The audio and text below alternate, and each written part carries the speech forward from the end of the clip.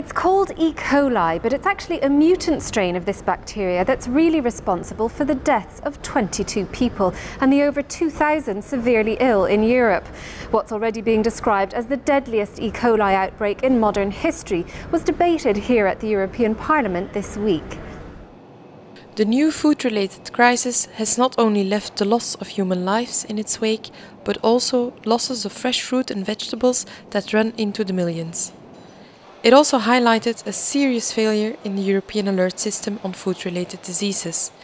The epicenter of the disease is still in the area around Hamburg in northern Germany, but scientists have not yet discovered the source of the outbreak. First, the blame went to cucumber exported from Spain, then to the bean sprouts from southern Hamburg. Scientists are working against the clock to find the source of the infection.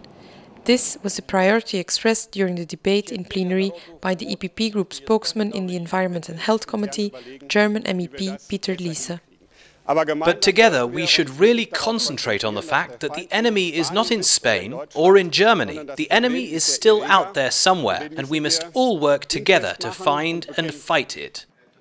At the same time MEPs were debating the issue in plenary, EU agriculture ministers were meeting for emergency talks in Luxembourg to consider compensation for farmers. The losses resulting from the closing of markets for fruits and vegetables outside and inside the EU have been estimated at €225 million a week by Spanish producers. Other EU countries have also said their farmers will need financial help after sales and prices collapsed. MEPs criticized the way national authorities and the European Commission communicated during the crisis. The naming and shaming of vegetables without enough scientific information to back up allegations, and then the recognition that they were not in fact guilty of causing the disease, have also damaged confidence in the European food safety and control system. A proposal for its review could be another consequence of this new crisis. In the meantime, Europeans still don't know if it's safe to eat fruit and vegetables. At the end of this month, the European Commission will propose the next EU long-term budget, known as the Multi-Annual Financial Framework. But if there's one issue likely to cause arguments between EU institutions, it's money, as Stephen Jones reports. The supranational EU bodies, the Parliament and the Commission, want to increase spending. But the member states in the Council are extremely nervous about enlarging the EU's budget when they're having to make extensive cuts to their own budgets at home. Nevertheless, the EPP Group is leading a broad consensus in the Parliament that expenditure needs to increase if the EU is to remain a positive force in the lives of its citizens. Salvador Garriga, an EPP Group member from Spain, is the Parliament's rapporteur on the next financial framework. He explains our group's position. It's not possible to make more Europe and to meet Lisbon Treaty priorities and E2020 without a fair amount of money, and we calculated this money on the 5% of the increase, and it's not only a technical proposal but a political one. Therefore I expect the Commission and the Council to get the message and undertake a fruitful negotiation with the Parliament. Another of the likely sticking points when the framework is negotiated is what the money gets spent on. At the moment, agriculture and rural development accounts for around 40% of EU spending. Regional development also accounts for a significant chunk.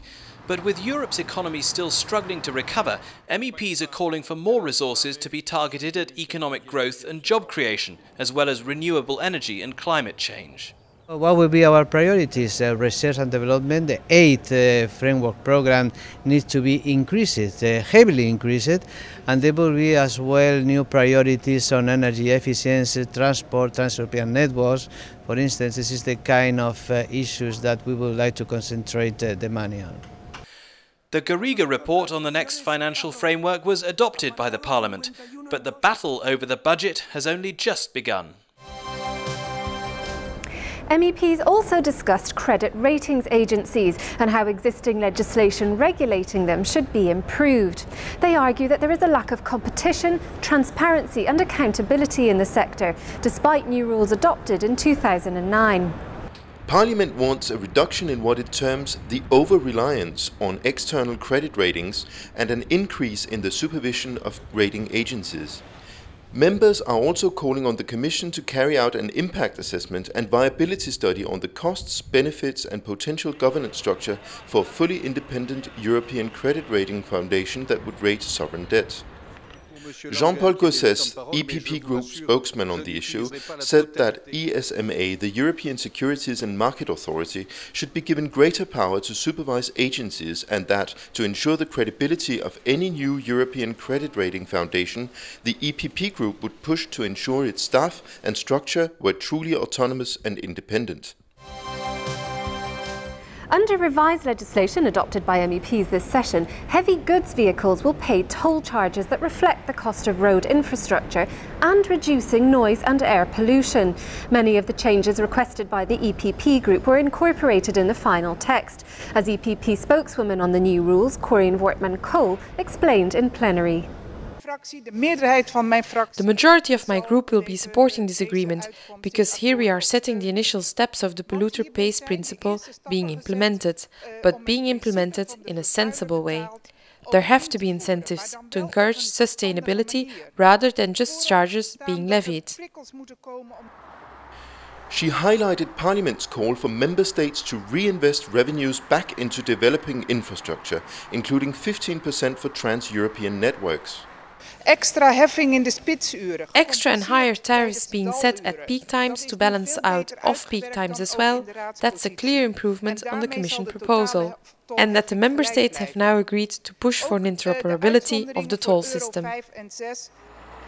There was, however, some cross-party disagreement with the new measures from countries at Europe's periphery who believe the rules are discriminatory. That's all from Strasbourg, but we'll be reporting from a mini-session in Brussels later this month. See you then.